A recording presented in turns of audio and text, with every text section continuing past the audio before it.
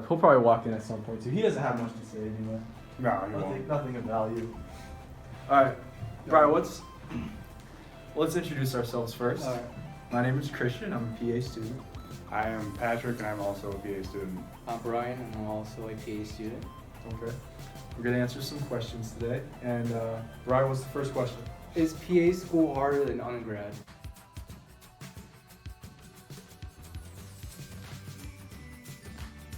Christian? Yes. Yeah, I'd say so. It's PA school is really challenging, so I would say undergrad. It's definitely a breeze compared to PA school. Yeah, I would say there's no question about that. If you really gave 100% in undergrad, there might be some kind of carryover. If you gave 100% in undergrad, you'd probably want to give 100% in graduate school. But if you want to give maybe 50% in graduate school and you're not as strict with your grades, it might be kind of similar. Yeah, But a lot of people, you'll definitely notice a pretty big difference. I'd say so. I agree with that. Okay, the next question is, how long do you study? Is PA school really stressful? What makes PA school stressful? I'm interested to see how much we each study. Do you want to go? Yeah, so it depends. If there's exams coming up or quizzes, I probably study the day before, maybe at least 5 hours or so. I try to do early in the morning and then maybe during class or after class. On the weekends is when I do most of my studying. I maybe do 10 to 15 hours. But some weekends I don't really do much. It all depends on how many quizzes or exams we have. Yeah, I would say it also depends on me too, or for me as well. I would say my weekends I usually do probably 8 to 12 hours, depending on the exams coming up the next week, and that's per day. So double those for the combination of the weekend. And I like studying in the morning. What was the second part of the question? Is PA school stressful? Yes, I didn't dress up. really stressful. Yeah. Yes, it is very stressful, especially if you hold yourself to a high standard. If you don't hold yourself to a high standard, one of our friends doesn't so much, and he's not really stressed out at all. But he's still making it through, and we're all going to get the title of PAC. So that's how I feel about it. Yeah, so usually every day I like to review the PowerPoints we go through, just be proactive and just have it refreshed in my memory. But studying, I usually during the weekdays, I don't really emphasize studying too much unless it's a really big exam like pharmacology where you just have to repeatedly jam stuff in your brain. But usually the weekends is where I really join all my classes and really study, so usually that's 10 to 15 hours I would say. Is PA school really stressful? Yeah, I would say it's really stressful. It's just the amount of workload and the difficulty of the material that you have to encounter. What makes it so stressful is that you need to know how to sacrifice pretty much your personal life. You have to adapt really quickly because it hits you hard. But at the end of the day, it's worth it because you become a physician assistant and you'll be helping people and treating others. Yeah, the hardest part about PA school is something you don't get in undergrad is when you finish an exam, you have that sense of relief. It's over now and you could just relax. You don't have that in PA school because once you finish studying for one exam, you're just going to go and study for the next. Yeah, I agree with that. And I think one of the things I didn't address is the most stressful part for me is the effect it has on my family.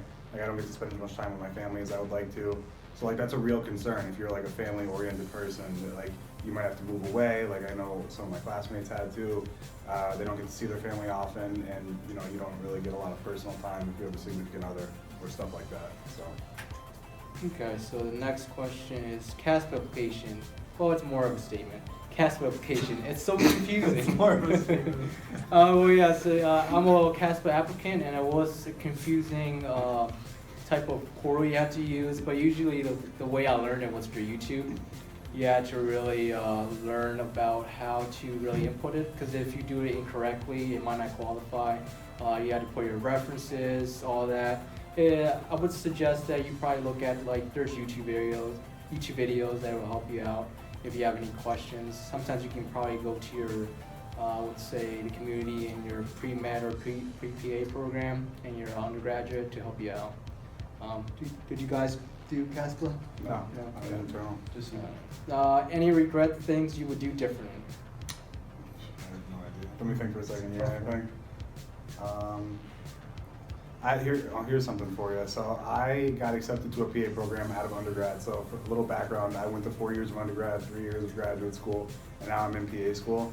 So I could have been a PA practicing for 2 years already if I went the program that initially accepted me. But you know, my encouragement, I don't regret it really, because my encouragement to the people watching this would be, I think I excel in PA school. I do well because I had that experience prior. So if you're not ready, I wouldn't start jumping toward it. I just make sure that you feel confident in your study habits, and you do what you want to do before you decide to go, because it is a big commitment. So. Yeah, I did the same thing. I went to be a physical therapist assistant before school, so I would have finished 2 years ago like Pat would have if I had just gone straight into my bachelor's degree and then my master's degree. But I don't regret anything I did, because I don't think from my high school GPA, I was a slacker in high school, I don't think I would have got accepted directly into my bachelor's program based on my GPA. And the patient care experience that I got from being a PTA was huge to like my motivations now and how I communicate with patients. So yeah, I wouldn't change anything about that, but it is something that like somebody could look at my journey and say like, you regret that. Right? I wouldn't say I have any regrets in life in regard to applications to PA school. Sorry, I'm starting right now. It's more of a statement. More of a statement. But I would say I think I did spend a little too much time, working. I spent 3 years as a medical scribe, medical assistant. I guess I would have probably liked to apply a little earlier, but it's so competitive that you have to accumulate those hours. I would say no, because I really had some valuable experiences in pain medicine, orthopedics, general surgery. I did also some other like volunteering opportunities I wouldn't have been able to if I applied too early. Like I volunteered at Fox Chase University, Temple, UPenn. So, yeah, I did research and stuff like that I really enjoyed. So no, I wouldn't really say I have any regrets. Yeah, so I would say the moral of the story is don't rush it. You know, you can take your time. You can take like a gap year if you need to. There's really no rush. I don't think you'll regret, taking your time. Yeah, I agree with that. What age did you get accepted to PA school? 22, 23. Yeah, I was 23 as well. 25. Okay. I guess this is question. Stay tuned for the sequel to this Q&A. How fast do you get hired after graduation, and do you get hired from the clinical you do? What's up? Hey, there's Drew. Welcome. Welcome, My Mr. mentor hit with a big paragraph. His mentor hit him with a big paragraph. Holy shit. That's Yo, hop in, whoa, you can't use that. Hey, we're filming right now. I didn't know Hop that. in. It's my fault. Hop in over here. I don't think you'll be in the angle over there. Alright, I'll just be a voice on the side. No, hop in, Drew. So, What was the question? Oh, how fast will you get a job after graduation? yeah. Instantly. Everyone wants me. Yeah, Drew will get one right. Drew, you gotta come in closer. Make about 400K a year to start, right? Drew is going to get hired instantly. We don't really have the information answer Yeah, that right now. you can get accepted into a job before you even graduate school. You could start applying during your clinical year, and you could get accepted before you even graduate. And then it takes like a few months after to get credentialed, and you go through the pants and everything. So to actually start, anywhere from 2 months to however long it takes you to get accepted. All right, the last question we have is, I'm sorry, 2 more. How much PCE did you have, and did you apply to schools if you didn't meet the requirements? This is a good one for Drew. What's PC? Patient care experience? I had 0 shadowing, but that was because of COVID. I feel crazy. I'm talking to a phone right now. It's not bad. It's a camera. It's not a phone. There's a Listen. camera. For everybody watching, it's a camera. It's a professional camera. They're just holding the phone next to them.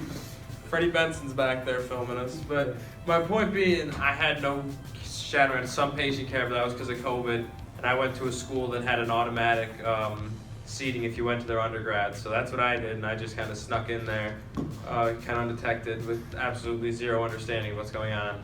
But now I do have understanding, so if you have no experience, basically just go to a school that will take you anyway. There you go. I had 200 patient care hours, which is well below the requirements, and I had Better than 0. I had 0 shadowing hours. The Am only I reason, not in there? I didn't check. the only reason I didn't get No, you're not on screen at all, dude. You gotta move over. I didn't.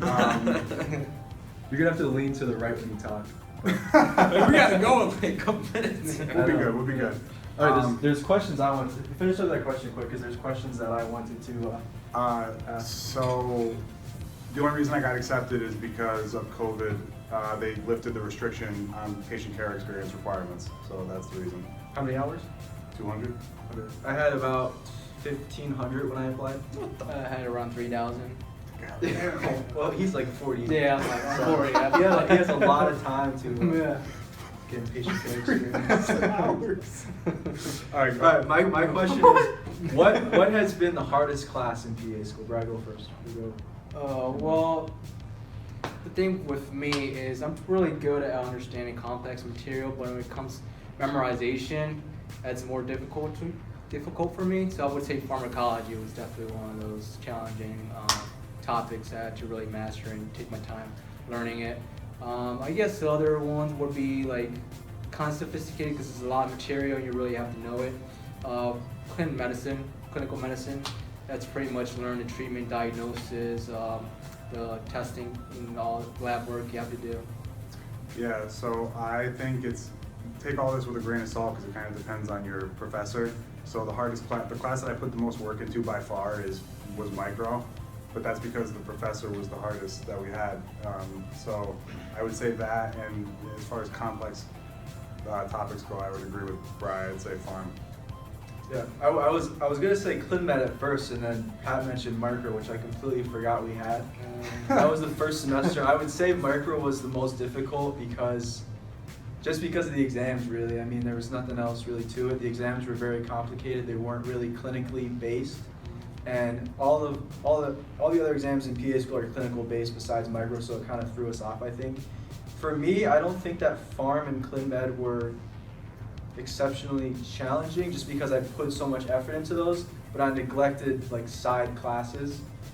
So I found that the side classes were actually the most difficult, not because they are the most difficult, just because I kind of neglected them and focused on the big stuff, because the amount of information that's in Clin Med and Pharm is like insane compared to other classes. So you kind of get overwhelmed and you end up putting a lot more time into that. So part of it is just finding a way to kind of balance that. Drew, hardest class? I'm gonna go pharm. Yeah. Yeah, I'm gonna say pharmacology. It's just a lot. It's just complex. Micro wasn't hard. It was just memorization. They're just being wimps. That's about it. I am a wimp. That's true. No, I'm kidding. The only reason I found I'm kidding. micro pretty easy for me because my major was cell molecular biology, so I had a good foundation of that. Actually, in undergraduate, I found the material for that more challenging than I did in PA school, but that makes sense because it's more medical standpoint rather than cellular molecular standpoint. Yeah. Is that it? I think I had one more question written down. Well, before we go, I just wanted to make sure everybody knows. You can hear my voice still. I actually didn't find anything difficult. I was just being nice to these three. He's actually already a PhD. Yeah, he's working right now. Hey guys, as I've mentioned many times, patient care experience is the most important thing you should be doing as a pre-PA student, as most pre-PA students put this off until their junior or senior year when it's too late to really gain a competitive amount of hours. This is one of the primary things that PA schools look for in applicants, and also one of the primary things that is going to best prepare you for PA school and working with patients. I highly recommend ACT's Clinical Medical Assistant program. This is a fully online 8-week program. You could start gaining patient care experience in as little as 2 months.